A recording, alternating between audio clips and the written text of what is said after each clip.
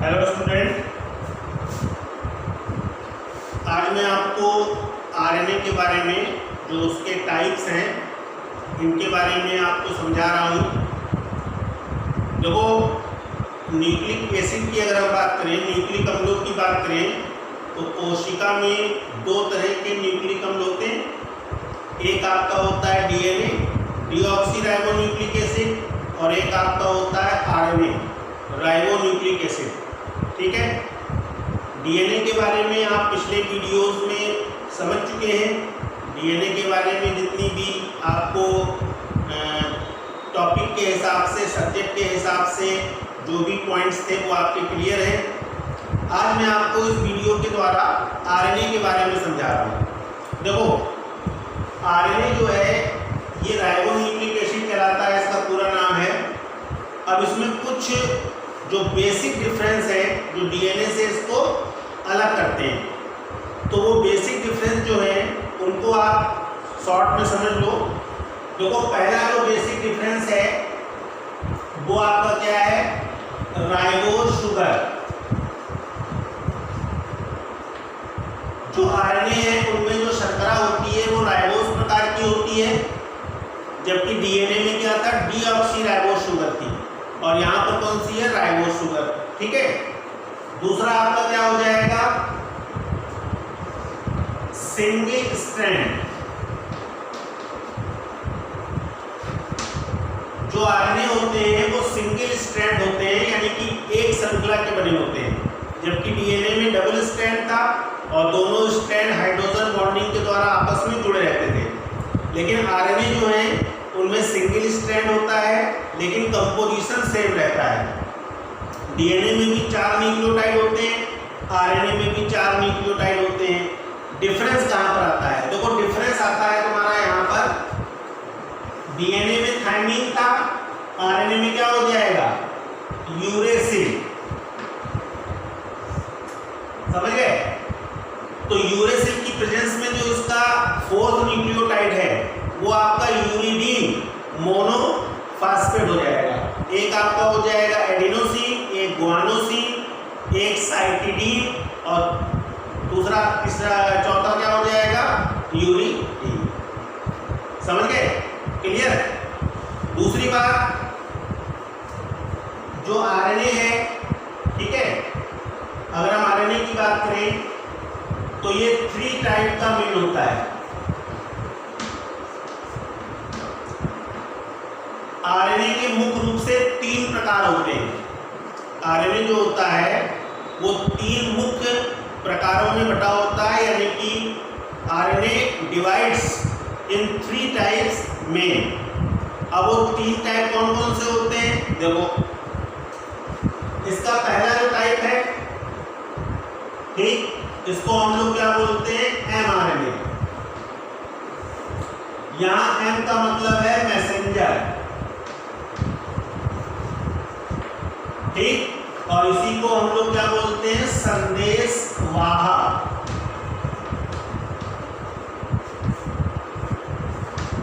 समझ रहे हो? तो आरएनए का जो पहला प्रकार है वो एमआरएनए होता है।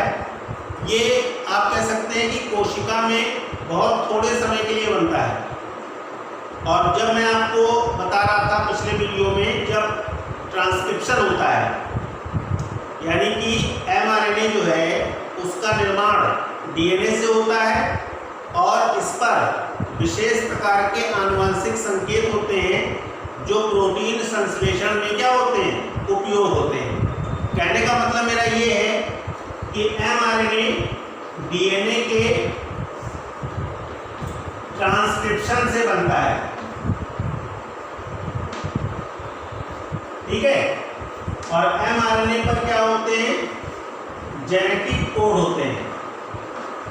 और जेनेटिक कोड के बारे में आपको मालूम है, ये एक प्रकार की सूचनाएं होती हैं, एक प्रकार की इंफॉर्मेशन होती हैं जो स्पेसिफिक प्रोटीन को बनाने के लिए एमिनो एसिड को अरेंज करती हैं एक सिस्टमैटिक सीक्वेंस में। आया समझ में? तो एमआरएनए फर्स्ट आरएनए टाइप है जो डीएनए से, ठीक, फॉर्म होता है, डीएनए के द्वारा बनता है और इस क्रिया को हम लोग ट्रांसक्रिप्शन या अनुलेखन कहते हैं। ये क्रिया प्रोटीन संश्लेषण के समय, यानी कि जब प्रोटीन का सिंथेसिस होता है उस समय ये डीएनए के द्वारा बनती है न्यूक्लियस में, यानी कि केंद्रक में। इसकी पूरी मैकेनिज्म आपको पिछले वीडियो में मैंने समझाई थी, ठीक है। अब अगर हम एमआरएनए के परसेंटेज की बात करें तो ये बहुत ही कम परसेंटेज में पाया जाता है, और इसका अगर हम ओवरऑल परसेंटेज देखें तो इसका ओवरऑल परसेंटेज होता है 3 to 5%। ये 3 से 5%, ठीक है, सेल में पाया जाता है पूरे आरएनए का। तो अगर हम ये कहें कि एमआरएनए कोशिका में कितने परसेंट होता है तो आपका आंसर होगा 3 से 5%, यानी कि बहुत ही माइन्यूट रेशियो में ये पाया जाता है। और इसकी फॉर्मेशन हमेशा प्रोटीन सिंथेसिस के समय होती है, ठीक। तो ये क्या होता है, पूरे समय कोशिका द्रव में या कोशिका में नहीं पाया जाता। आगे बात में जो इसका नाम है मैसेंजर, ये जैकब और मोनार्ड नामक साइंटिस्ट ने दिया था 1961 में। 1961 में जैकब और मोनार्ड जो थे, इन्होंने इसको मैसेंजर या संदेशवाहक आरएनए का नाम दिया था। आया समझ में? तो आरएनए के टाइप में पहला जो टाइप है वो आपका क्या कहलाएगा, मैसेंजर आरएनए। क्लियर? उसके बाद फिर हम लोग बात करेंगे सेकेंड टाइप की, दूसरे प्रकार की, और इसको हम लोग बोलेंगे टीआरएनए। ये जो आपका है ये आपका कहलाएगा टीआरएनए। टीआरएनए, और यहाँ टी का मतलब है ट्रांसफर, ठीक है, यानी कि स्थानांतरण। और इसी का एक नाम और है, इसको हम लोग एसआरएनए भी कहते हैं। और एस का मतलब है सॉल्युबल, यानी कि घुलनशील। समझ गए? ये आपका सेकंड टाइप है। तो आरएनए में जो सेकंड टाइप है वो टीआरएनए होता है, इसको ट्रांसफर आरएनए कहते हैं, और ये कोशिका द्रव में पाया जाता है, साइटोप्लाज्म में, ठीक है। और ये कोशिका द्रव में घुलनशील अवस्था में होता है। तो चूंकि ये घुलनशील अवस्था में होता है, इसीलिए इसको दूसरे नाम से जानते हैं एसआरएनए। आया समझ में? देखो ये जो आरएनए होता है, ये आप ये मान के चलो कि प्रोटीन संश्लेषण में एक प्रकार से लेबर का काम करता है, श्रमिक का काम करता है। और श्रमिक का सेंस क्या है, प्रोटीन संश्लेषण में जो अमीनो एसिड है उसको ये कोशिका द्रव से राइबोसोम तक ले जाने का कार्य करता है, यानी कि अमीनो एसिड को क्या करता है, स्थानांतरित करता है कोशिका द्रव से राइबोसोम तक। समझ गए? तो इसीलिए इसको स्थानांतरण आरएनए के नाम से जानते हैं, ठीक है। अगर हम इसके स्ट्रक्चर की बात करें तो ये आपके लिए इम्पोर्टेंट है, क्योंकि ये बोर्ड में भी आपको मिलता है। बोर्ड में टीआरएनए का स्ट्रक्चर अलग से आता है, ठीक है। तो आपको इसका स्ट्रक्चर भी समझ लेना चाहिए, क्योंकि ये आपके लिए इम्पोर्टेंट है। तो देखो मैं आपको समझा रहा हूँ। देखो टीआरएनए जो होता है, ये आप कह सकते हैं कि 5 लूप, 5 जो है इसके लूप होते हैं, जिसमें से एक लूप जो होता है वो वेरिएबल होता है, यानी कि इमैच्योर होता है। अगर हम इसको स्ट्रक्चर के रूप में देखें तो देखो वो इस तरह से आप इसको समझ सकते हैं।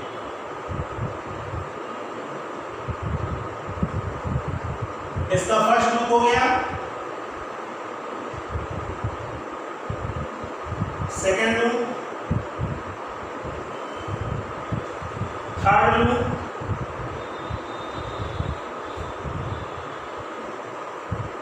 फोर्थ, और यहीं पर इसका होता है वेरिएबल। ये आप इस तरह समझ लीजिए, एक को मान लेते हैं 5, एक को मान लेते हैं 5 to 3 हो जाएगा। सिंगल स्टैंड होता है ये इस तरह से।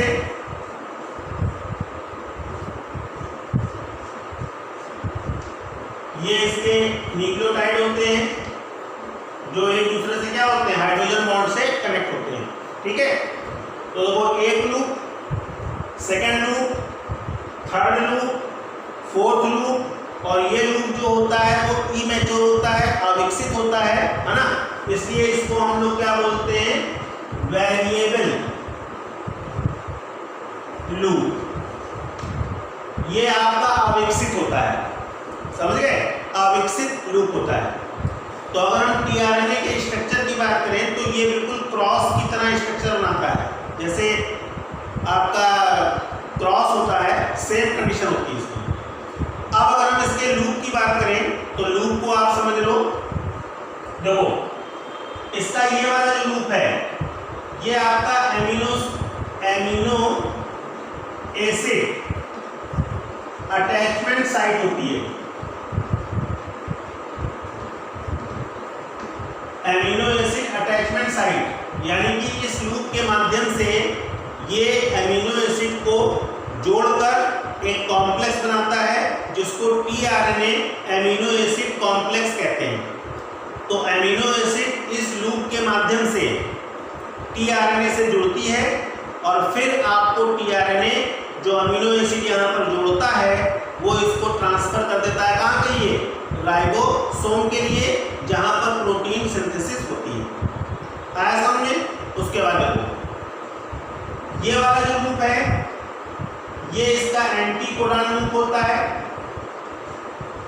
एंटीकोडॉन लूप यानी कि इस पर एंटीकोड होते हैं, और कोड और एंटीकोड के बारे में आपको हमने बताया था कि जेनेटिक कोड जो होते हैं, एमआरएनए पर जो कोड होते हैं वो जेनेटिक कोड होते हैं, और उसके जो अपोजिट होते हैं वो टीआरएनए पर होते हैं, जिसको हम लोग क्या बोलते हैं, एंटीकोड।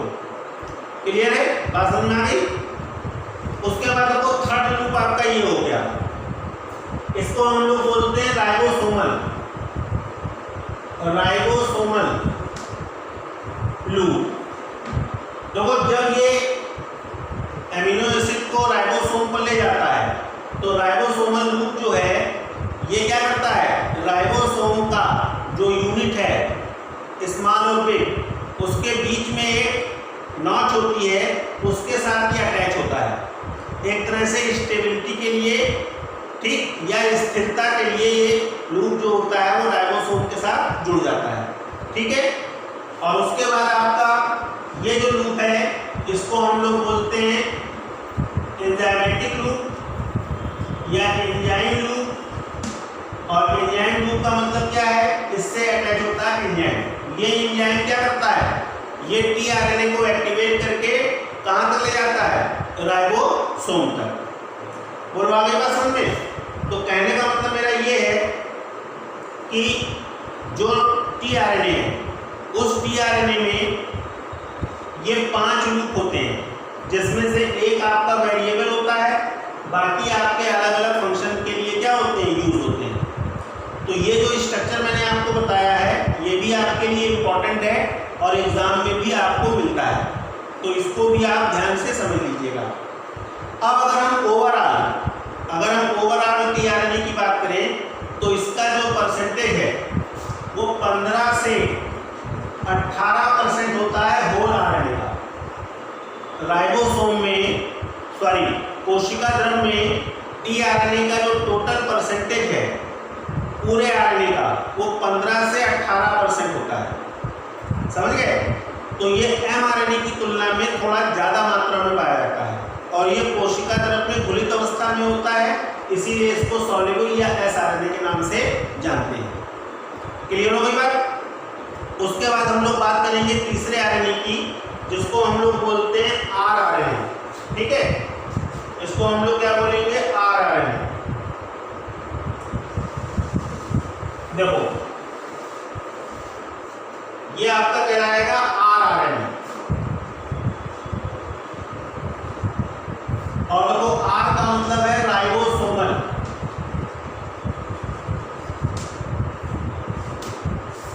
अब राइबोसोमल का मतलब सीधा सा ये है कि ये जो आरएनए है ये राइबोसोम जो है उसकी यूनिट को बनाने में यूज होता है। जो राइबोसोम है उसकी जो यूनिट है उसको बनाने में यूज होता है। और ये प्रोटीन के साथ, ये आरएनए प्रोटीन के साथ बाइंड अप होता है और प्रोटीन के साथ बाइंड होकर राइबोसोम को फॉर्म करता है। जैसे आप लोग ने पिछले क्लासों में अगर राइबोसोम की बात करते हैं तो देखो राइबोसोम में 2 यूनिट होती है, एक आपकी स्मॉल होती है, एक आपकी बिग होती है। ये 70S और 80S 2 प्रकार के होते हैं। अगर हम राइबोसोम के कंपोजिशन की बात करें तो 65% आरएनए इसमें यूज होता है, ठीक, और 35% प्रोटीन होता है। आया समझे? तो राइबोसोमल आरएनए जो होता है ये मैन्युफैक्चरिंग करता है राइबोसोम के लिए, और राइबोसोम में लगभग 65% आरएनए यूज होता है और 35% प्रोटीन मिलकर राइबोसोम का निर्माण करते हैं। समझ गए? तो अभी आप ये देखो एमआरएनए प्रोटीन संश्लेषण के लिए यूज होता है, टीआरएनए प्रोटीन संश्लेषण के लिए यूज होता है, जबकि आरआरएनए राइबोसोम के निर्माण में यूज होता है। समझ गए? तो इस बिहाफ पर हम ये कह सकते हैं कि जो आरआरएनए है, ठीक है, ये स्ट्रक्चरल है, यानी कि कौन सा? संरचनात्मक। और बाकी बचे एम और टीआरएनए। एम और टीआरएनए ये किस नेचर के होंगे? फंक्शनल, यानी कि क्रियात्मक। समझ गए? तो संरचनात्मक आरएनए की अगर हम बात करेंगे तो उसमें नाम आपका आरआरएनए आएगा, क्योंकि ये राइबोसोम के निर्माण में भाग लेता है, 65% ये यूज होता है। और एमआरएनए और टीआरएनए ये दोनों आपके फंक्शनल होते हैं, क्योंकि ये प्रोटीन संश्लेषण के निर्माण में, यानी कि क्रियात्मक वाइटल एक्टिविटीज में जो प्रोटीन की फॉर्मेशन है उसमें यूज होते हैं। तो इस तरह से एक आपका होता है संरचनात्मक और 2 होते हैं क्रियात्मक। समझ गए? क्लियर? अब चूंकि आरआरएनए का यूज राइबोसोम के निर्माण में होता है और राइबोसोम का परसेंटेज कोशिका में प्रोटीन संश्लेषण के लिए ज़्यादा इंपॉर्टेंट होता है, इसलिए नंबर ऑफ क्वांटिटी ये क्या होते हैं? सबसे ज़्यादा होते हैं। तो अगर हम पूरे आरएनए की बात करें तो आरआरएनए 80%, ठीक है, 80% होते हैं कोशिका में पूरे आरएनए का। तो सबसे ज़्यादा परसेंटेज जो है वो आरआरएनए का होता है, उसके बाद टीआरएनए, और सबसे कम परसेंटेज किसका होता है? एमआरएनए। आगे बात समझ में? तो मेन जो टाइप्स हैं वो आपके ये 3 हैं। इसके अलावा कुछ ऐसे टाइप हैं जो क्या होते हैं? कॉमन नहीं होते, रेयर होते हैं। तो उनको भी मैं शॉर्ट में आपको जल्दी से बता देता हूँ। देखो जैसे आपका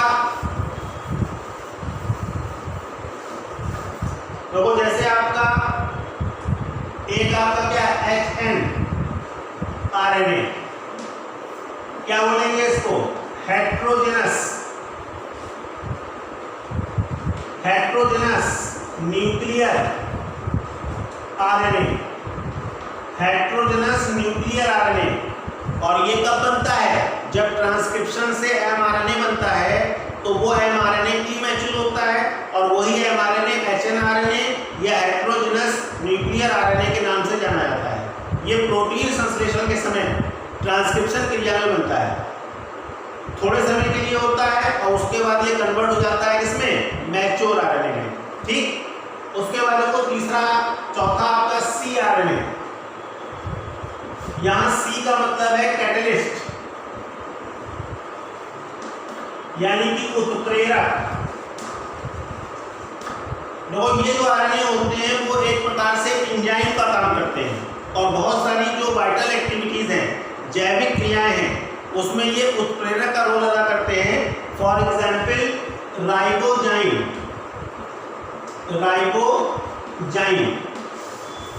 ये जो राइबोजाइम है ये सी आरएनए का एक एग्जाम्पल है जो एज ए एंजाइम फंक्शन करता है और जैविक क्रियाओं के उत्प्रेरण में सहायक होता है।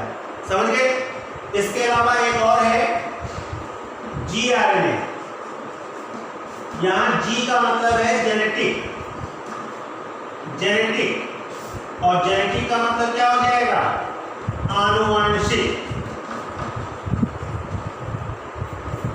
देखो बहुत से ऐसे वायरस होते हैं, विषाणु, जिनमें जेनेटिक मटेरियल क्या होता है?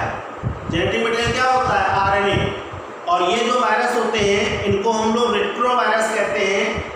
इनको हम लोग क्या बोलते हैं? रेट्रोवायरस।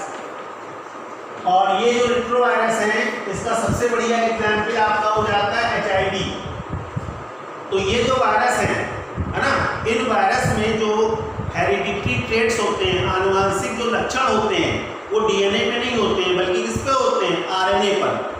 और आरएनए द्वारा ही एक जनरेशन से दूसरी जनरेशन में ट्रांसफर होते हैं। इसीलिए ऐसे आरएनए को हम लोग क्या बोलते हैं? जी आरएनए, यानी कि जेनेटिक आरएनए। समझ गए?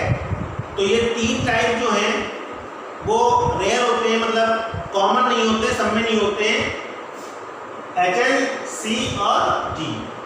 तो अगर हम टोटल की बात करें तो कितने टाइप हो गए? 6 में से 3 आपके मेन हो गए और 3 आपके एक्स्ट्रा वाले हो गए। समझ गए? बात समझ में आ गई? टीआरएनए का जो स्ट्रक्चर है वो भी इंपॉर्टेंट है। तो इस तरह से अगर हम ओवरऑल आरएनए की बात करते हैं तो मैंने आरएनए के जो मेन पॉइंट्स थे, जो उसके टाइप्स यानी कि प्रकार थे, उनको मैंने आपको समझाया है। ठीक है? तो ध्यान से इसको समझो। कोई प्रॉब्लम हो, कोई क्वेश्चन हो तो आप कमेंट करके पूछ सकते हैं। ठीक, थैंक यू।